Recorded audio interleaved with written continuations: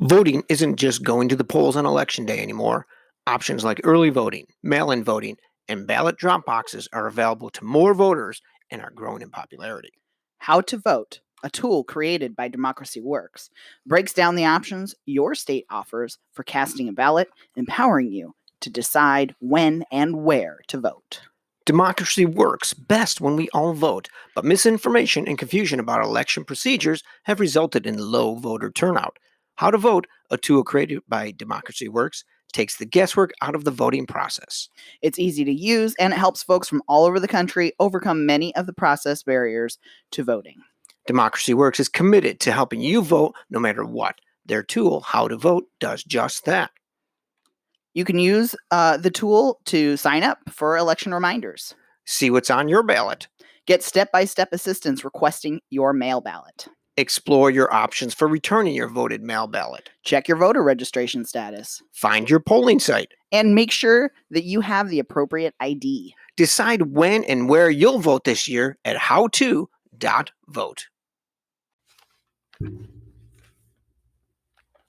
Hi, I'm Parker, and I use they, them pronouns. And I'm Mike, and I use he, him pronouns. And welcome to the Graphic Novel Podcast.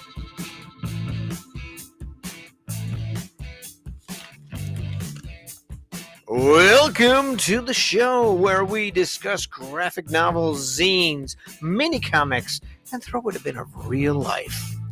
Sometimes we talk about queer issues, race issues, death, relationships. Every week usually on Friday, we have a brand new episode. Sometimes. It's been pretty accurate. If you like the show, we'd love it if you went on Apple Podcasts and gave us 5 stars, or go on Spotify, YouTube, any place that you can find our show and leave us stars or a review, and that would really help us out. Make sure that you subscribe so every week when our episode goes live, it comes right up into your feed and is waiting for you to listen. You can interact with us on Twitter, Facebook, or Insta. And if you visit us at anchor.fm/graphic novel podcast, you can leave us a voice message. Make sure that you share our podcast with your friends. That is the best way for us to get our podcast out there. All right. Welcome to another episode of our show, Graphic Novel Podcast. How you doing, Mike? I'm doing well, Parker. Getting up early every day to go to work. Today's my Monday, and had to get up at 4 o'clock in the morning. It's a great day. I mean, what else is better than getting up before the birds? Let's see. Our oldest kept me up until after midnight last night, and then our youngest had me up by 5 o'clock. So I'm running on fumes. Yeah, I know. I worked. You've been working all day on schoolwork. It's roughing it. Yeah. But fall has arrived. The smoke is gone. Smoke is gone. Cleared. The rain has come. It's rainy and cold. But you said it's supposed to be 80 next week. 80 next week. You did say that it would get warm again. Yeah, there's usually a little break there. Yeah. But I don't know. I don't think it'll hit 80. No. Yeah. Well, we'll see. It won't feel the same as 80 in the summer feels like. No matter what, even if it does hit 80, it's not going to feel the same. Right. It's like in the fall and the spring when that 80 hits, it's a lot different than in the middle of summer. Yeah, for sure. But anyhow, we've got some great stuff. Got another great book today from Fantagraphics, and what else? We've got a preview of another a webcomic and a little bit of news. So why don't we kick off the show with a little bit of news?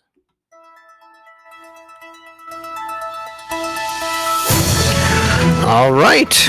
Scout Comics and Entertainment Inc. is proud to announce that it is extending its trade paperback publishing program by signing an exclusive distribution deal with Simon & Schuster, effective October 1st. And by signing with the Weber Agency for exclusive representation for foreign language rights and deals around the globe. So this is going to be pretty good. With a focus on comics, graphic novels, and pop culture, the Weber Agency manages translation rights and publishing projects for worldwide family of partners. And Scout represents foreign language rights for Archie Comics, Oni Lion Forge, Marcosia, and many others. So Scout's been around since October 2015, and so far they've released over 150 titles, with more to come out. They've got Outsider, which is LGBTQ plus line. They've got a horror line. They've got young adult Was line. that horror or horror? Horror.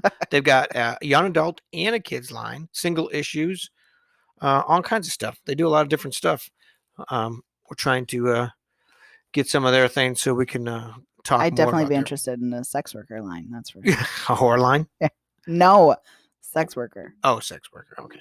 Yeah, so we're definitely gonna look getting some of their comics. We've talked about them a couple times. A lot. So let's see. Quite the variances. Yes. English not's working. Celebrated cartoonist Linda Berry was awarded cartooning's highest honor. The recipient of the cartooning profession's highest honor, the Reuben Award for Outstanding Cartoonist of the Year, is chosen by a secret ballot of the members of the National Cartoonist Society. And this is from nationalcartoonist.com. The NCS is pleased to announce that this year's winner is celebrated cartoonist, author, and teacher Linda Berry. The coveted award was presented to Ms. Berry online on September 12th at the finale of NCS Fest 2020, the virtual cartooning festival hosted by the National Cartoonist Society and the NCS Foundation. Nice to see women winning that. That's awesome. Yes, we've seen a few of those, a few women winning some awards lately, which is good. I bet those comic geek fuckers comic geek so people, mad. they fucking hate that because women ruin everything. Ruin it all. They destroy comics. Yeah, they can't write superhero comics because they're not superheroes. Women are so much closer to superheroes than men. and queer people do so much more than straight cis men. I do not disagree one bit. Straight white men have nothing in common with superheroes, but they can draw. There was this thing going online on Twitter about I don't know where it came from. It was probably from a comic skater or something. But some of that crap, like a woman can't draw superheroes, or I don't. It was some other thing. It may have been like people can't. I think it may have stemmed. There was another one about this woman had to come out and admit that she was partially blind because she wrote a story about a character like that, and people were calling her out saying, you're not allowed to write a story like that. And she said, well, yes, I can, since really? I am. And she said, and why can't writers write stories? Why do they have to have that? Well, I think that a part of it is when you have that experience, your life is a lot different, and it's not always depicted properly. Like queer people, right? Oh yeah, for sure. When you write the queer experience, but you haven't lived the queer experience, it's different. I can get being upset about it if her telling of it wasn't authentic. Like if it wasn't, if it didn't seem like it was authentic, I guess is the only word that I can come up with. But I mean, I can't imagine somebody saying you can't write that because you know what I mean. Like it doesn't. What could she have possibly said in there that made them think that she was just like making fun of somebody who had a disability or something? I don't know. Maybe you know what I mean? Maybe it was a disabled person that didn't know that she was disabled that was saying, "Hey, you're not allowed to do this." They were taking exception with it without knowing her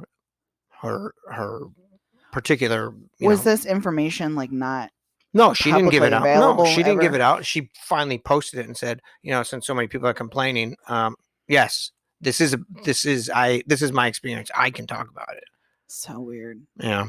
I don't know. That's a really tough place to be in. Yeah. Well, back to Linda Berry. Berry's best known for her comic strip Ernie Pook's Comique, as well as several graphic novels such as The Good Times Are Killing Me, Cruddy, and 100 Demons. In 2016, Berry was inducted into the Eisner Awards Hall of Fame. Woohoo. 2017, she was honored at the 71st Annual Reuben Awards in Portland, where she received the National Cartoon Society's Milton Caniff Lifetime Achievement Award. And The Simpsons creator and Berry's longtime friend Matt Groening presented her with that award. She was awarded a MacArthur Fellowship as part of the class of 2019 and is currently an associate professor of interdisciplinary creativity at the University of Wisconsin-Madison. A lot of other stuff going on, but congratulations Wow, to her. absolutely. But What so many accomplishments there. but these are okay. These are Reuben Awards. There was some others. Best comic book was given to Stan Sakai for Usagi Yojimbo. Mm. Graphic novel, Harmony Becker for They Called Us Enemy. Speaking of which, about a week ago, we received a comment on our YouTube page on the They Called Us Enemy. What? We have a YouTube page? Check it out. Yeah, I'm behind by about 5 episodes, but we'll get them up one day. And but anyhow, somebody said, "Did you read the book to the end?" I'm like, "Yes." Did you? Because we read the whole book. We talked about the book. We usually don't tell every detail of a book when we're doing a review, especially if it's a newer book. I mean, that book wasn't brand new, but when we talked about Mouse, that was one of the only ones that we probably talked a lot in detail about it because the book's been out for years. Yeah. But generally, we don't. I know. I feel like I'm constantly saying, I don't know if I want to say this part. Yeah. Because, I mean, part of a big part of us doing this podcast is to get the books out there because we want other people to read and enjoy them too. Right. And if I sit there and give every little detail of it, people are going to be like, well, I don't need to go get the book now. You know? Exactly. I mean, that's how I feel. Maybe that's not how it really is. I don't know. Yeah, I don't know. But you know, we've had people say, "Oh, I want to read that book." You know, I've had people reach out to me and tell me that they're going to buy this book, ask me where to buy it. Yeah. So I do know that. I don't know. We must be on the right track. Yeah, I mean that one person. Obviously, I don't know what their gig was. Yeah, I wish. Hey, if you're gonna write into us, that's awesome. You know, I encourage you to for sure. But like, be specific. Yes, I don't know how. I wouldn't even know how to respond to that. Well, I did. I said yes. Did you? I mean, I guess that's how you have to respond. Yes, but what is your point? Yes. Like, if you have a critique, I want to hear it. Yes. I might not like it. Did you read to the end of the book? ? Because ... Whatever it is. You know, whatever it is. Because I mean, maybe that's all they wanted to say. Because did we miss a creator? Did we not tell the end of the story, which is World War II ended? I mean, what was the end of the book that we missed? I really don't know. I don't know. We did both read the whole thing through, so we didn't miss anything that we may not have talked about. I mean, it's and that's a big book too. A lot of these books, there's so many details. I mean, just a couple of weeks ago, we read. Oh my gosh, the book about him and his dog. The book is named after him and his dog. Langosh and Peppy. Langosh and Peppy. And we missed like this whole section. We like briefly glossed over it at the end because we were so into all the other details that were in there that we missed this big significant part of the book, and had to throw it in at the end. And I felt really bad about that. But it was like, you know, we only have so much time, and you know, we just got really into talking about it. Yeah. So, I mean, you know, we don't have, especially bigger books. We don't have time to get into all this, everything that we even want to talk about. And right. I mean, I feel like we talk about that every week. Sometimes it's just like, no, I know there's so much more I could say here, but we have to move on. Yeah, no, I agree. So, I want to talk about I don't know how I came across it. I think I saw it on Twitter somewhere, but started reading this book called The Vagina. And I mean, it's an online webcomic. You go to vaginacomic.com, and it's about Polyamorous, a burlesque performer. She lives a hypersexual life. Molly Morris's life, however, is not mild by comparison. She runs a cafe in Oakland and is in a monogamous lesbian relationship, but happiness eludes both women. Polly keeps taking the wrong men to bed. Meanwhile, Molly's wife wants to get pregnant, but Molly's repulsed by the idea. And the story is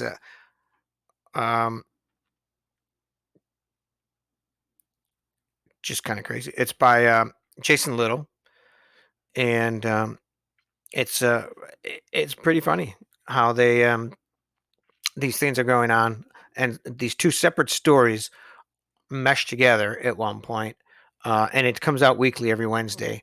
So it's fun to to see this. We're only like 7 episodes in, 7 pages basically. But it's good, and I like it. VaginaComic.com. Are you looking at it? Yeah. You can't. You what?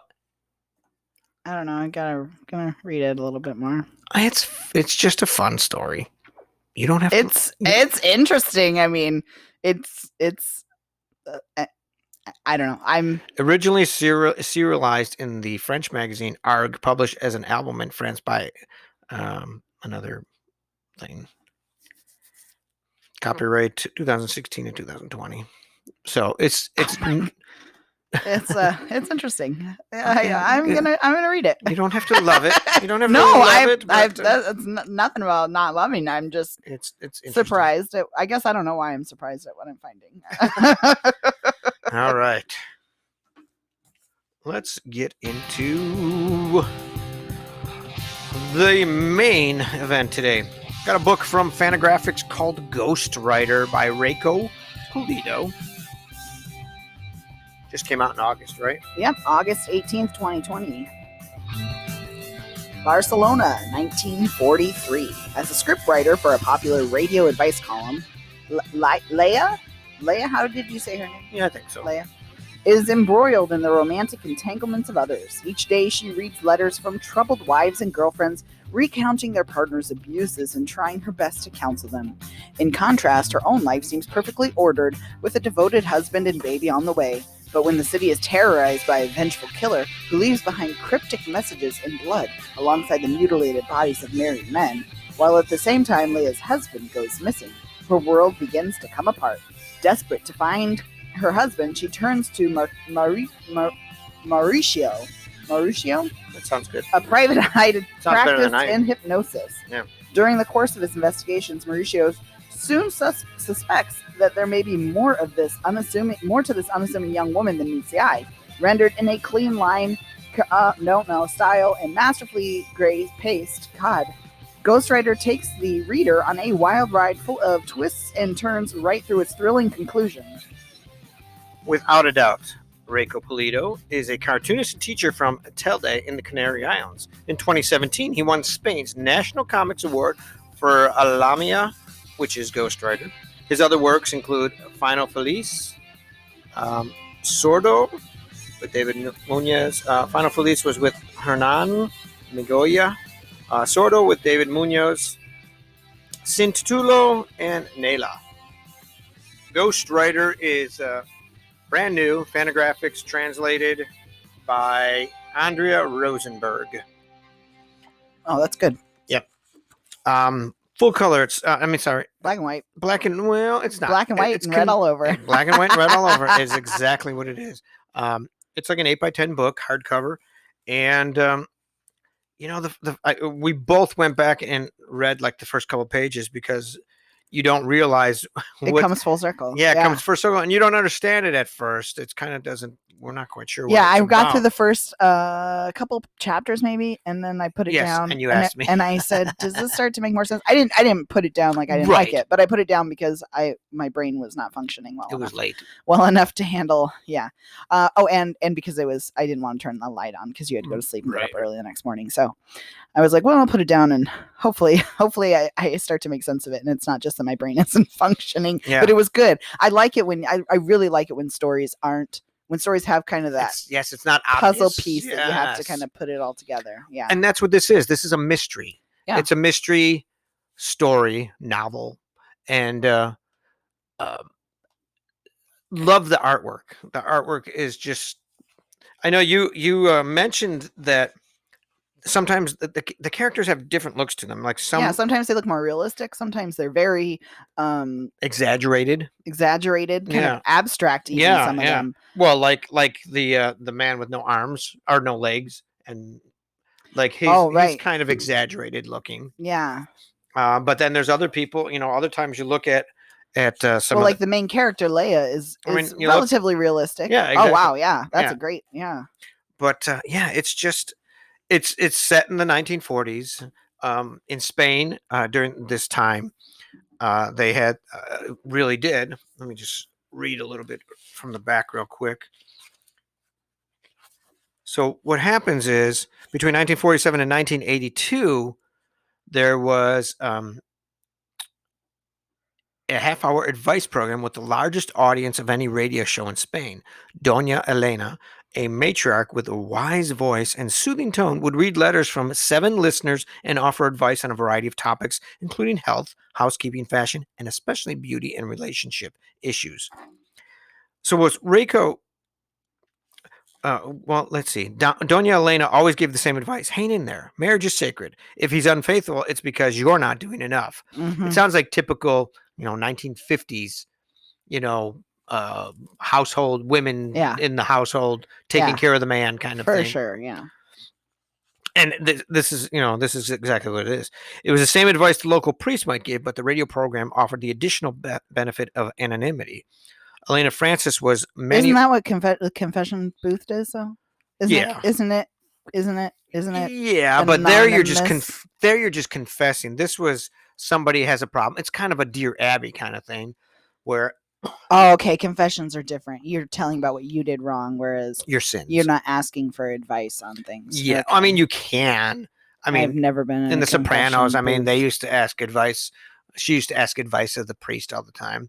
Who did? Oh, the wife, Carmela. Nurse Jackie, Carmela. Yeah, she would ask him, and the priest was a little too comfortable with her. What? I don't remember that yeah. part. Yeah, at the beginning. I mean, he liked to spend a lot of time there, which is unusual for a priest. Wait, he spent. Never mind. He didn't spend. I don't know if he spent the night. I got to rewatch the whole The thing. night. That's not even where I was thinking. But anyhow, Oh my god. so what happens? It was one of the most successful and longest running promotional campaigns in the history of Spanish marketing. Yeah, it makes me think of Dr. Laura in the U.S. Yeah, Is very. I feel like very similar, like conservative value kind of thing. Although there was no hiding that it was a religious radio station, right? Like Dr. Laura, not Dr. Laura. This well, in here in the book, it's broadcast from like a Catholic. but it's Barcelona. I mean, there's a lot of religious. Yeah, I mean, it's broadcast from like a Catholic radio station, and they have ghostwriter because they have a group of women that would. Yeah, it's not just one person. Yeah, yes, one person would read on the air. Right. They had just like the announcer kind of person. Yes, but this group of women are, right, are all different, working yes. together too. But they also, I thought it was interesting too. They all the letters were responded to, but not all of them were written on. So if you wrote into them, you got a letter back, but it might not be read on the air. Yes, a lot of times they were typed. And so sent to them. I mean, that's why it took a group of people, because it was right. Thousands of letters being sent in. Mm-hmm. One person couldn't possibly, right. on top of doing a radio show. Right. So anyway, so you've got like like you said at the beginning, it tells that this Leia's husband disappears. So she goes to Mauricio. The best. Herr Doctor, Doctor, as it was written on the wall under his name. Oh yeah. Turns to him to try and find her husband, but she's also pregnant, but not pregnant. I mean, you find out right away. She's got you see the scar on her belly. Mm-hmm. And it's a special scar too. It's not a bikini cut that right. is typical of a C-section. So you know that there's something going on, mm-hmm. And you see scars on her legs. Mm-hmm. So you know that there's a lot more to this woman than meets the eye. Yeah, she's cutting herself. We don't know why. We don't understand it. But she's also got this fake pregnant belly. Yeah, and all of the people at the radio station, they know she's pregnant. Anybody she meets knows that she's pregnant, and she keeps going along.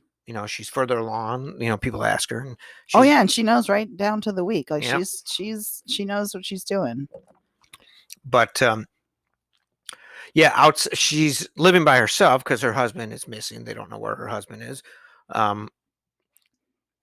and it's just this weird story that it jumps around in these different things and you're not sure what is going on. And it's this beautiful funky art, and it's the 1940s. So you get all these great buildings and the cars yeah. and all kinds of really cool stuff.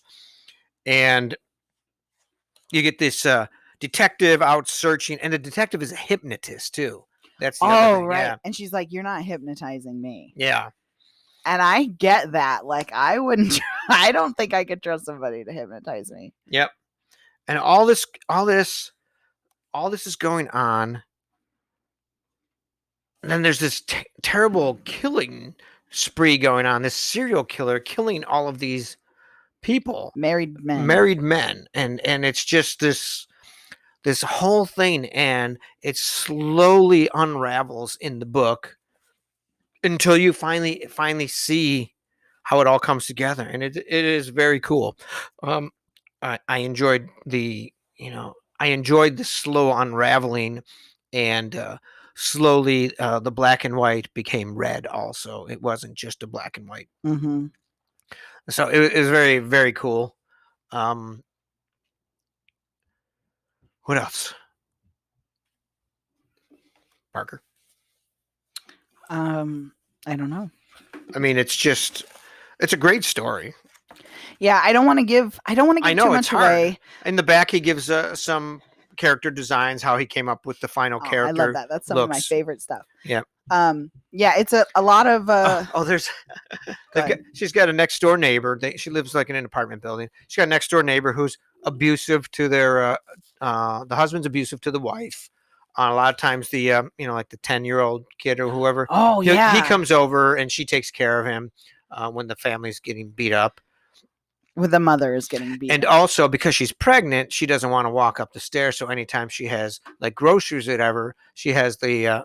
I'm assuming she's like the landlady, has her son help bring up the groceries and stuff.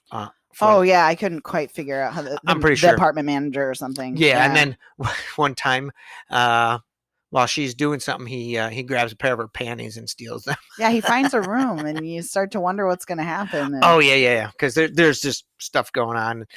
Takes a pair of her panties and likes to put them over his face, laying in bed. But it's just a funky little thing thrown in there. Yeah, it really had nothing to do with with the story, but yeah, it didn't. I don't know, but it was weird. But yeah, this was a really good book. Yeah, I loved it. I really did. Yeah, I love like I said, I love the way it slowly unfolded. It was like, here's a little bit of story that you don't understand. Here's a little bit of story. Okay, so this woman is, she's one of the script writers for this thing. And I kind of wonder if there's going to be any more to it, because I don't think that there is, based on the way it ended, but it doesn't tie up all the ends either. You're kind of left with questions, which I kind of liked too. Yes. There are questions left unanswered that I think some of it is just like, you have to say, okay, I guess this is what happened. It's movies sometimes do that. They just don't cover everything. But and I personally love it when that happens. Yeah. But it's very cool. Very cool book. Enjoyed it a lot. Fantagraphics. Yep. You can go to Fantagraphics and. Or probably any of your local comic shops can order that for you. Yeah, but you can buy it from Fantagraphics.com. Ghostwriter by Rayco Pulido. Awesome book. Again, it's a crime story. Little violent, little nudity, if you have any problem with that. But what's a little nudity? It shows her chest. It shows her naked more than once. She's naked a lot. She is. But yeah, I don't think there's no.